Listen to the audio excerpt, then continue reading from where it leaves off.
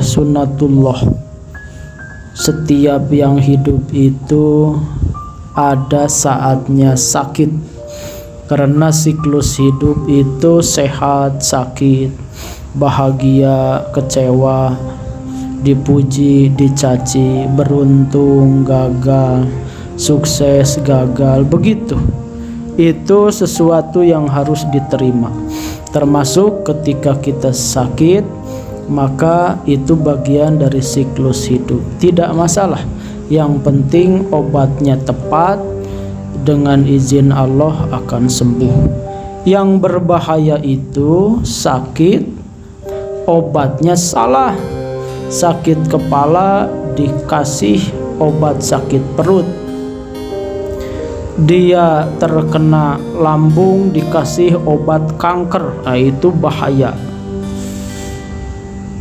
Salah satu siklus, nanti kita bandingkan dengan yang barusan, adalah ada saatnya hati kita tentram, ada saatnya hati kita gelisah. Tidak masalah, karena begitulah siklus hati. Karena hati itu kolbun. Kolbun itu diambil dari kata kolaba, yaitu bolak-balik. Kadang bahagia, kadang sedih, kadang sayang, kadang benci. Begitu. Tidak masalah. Yang jadi masalah itu adalah ketika kita gelisah, ketika kita resah, ketika kita stres, depresi, salah obat. Apa salah obatnya itu? Setan tuh yang membisiki supaya salah obatnya. Kalau sedang stres, depresi, gelisah, larinya ke narkoba, larinya ke rokok. Maka alasan yang paling klasik bagi orang-orang yang oleh setan akan dicandukan dengan narkoba atau rokok apa? Alasannya, kalau udah ngerokok itu plong aja, stres hilang. Kalau sudah ngeplay narkoba itu stres hilang. Itu setan. Padahal itu obat yang salah. Ujungnya narkoba maupun rokok, ya rokok akan jadi kecanduan, dan kalau sudah candu kalian bisa miliaran membakar uang. Kalian bisa merusak jantung, hati, gigi, mulut, paru, dan lain sebagainya. Dengan rokok, narkoba, hidup kalian tentu tidak disukai orang. Kalau nanya calon mertua perokok atau tidak perokok, milih yang tidak perokok. Kalau nanya ke akhwat ingin punya suami perokok tidak merokok, pasti ingin yang tidak merokok, dan lain sebagainya. Nggak ada baiknya. Hati-hati jebakan setan.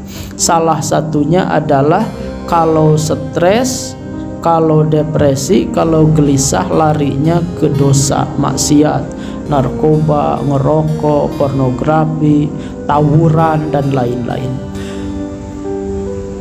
Apa obat yang benar ketika gelisah? Yang benar itu di surah Ar-Ra'd ayat 28.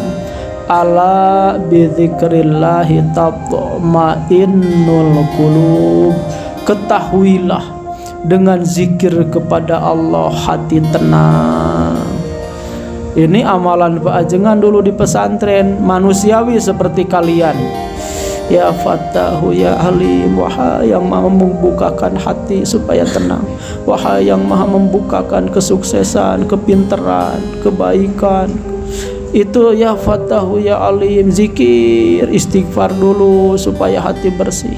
Nyes, tiba-tiba tentram, hati itu tiba-tiba soleh, hati itu tiba-tiba jadi tidak gelisah. Ditambah ngaji Quran, awalnya sih maksain selembar dua lembar, kesananya susah berhenti karena udah nikmat ngaji Quran.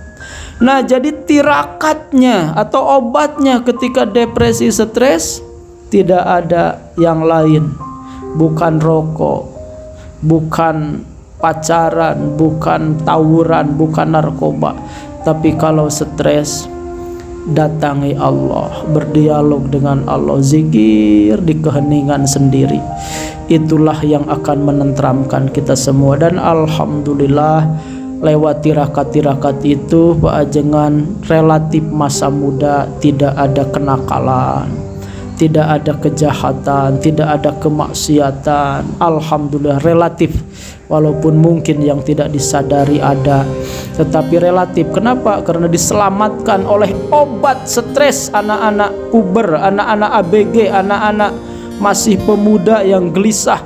Maka obatnya itu adalah zikir kepada Allah, maka hati pun tenang. Maka jadilah ahli zikir, punya tasbih, punya wirid, punya doa khusus. Insya Allah hati tenang, sukses dunia akhirat.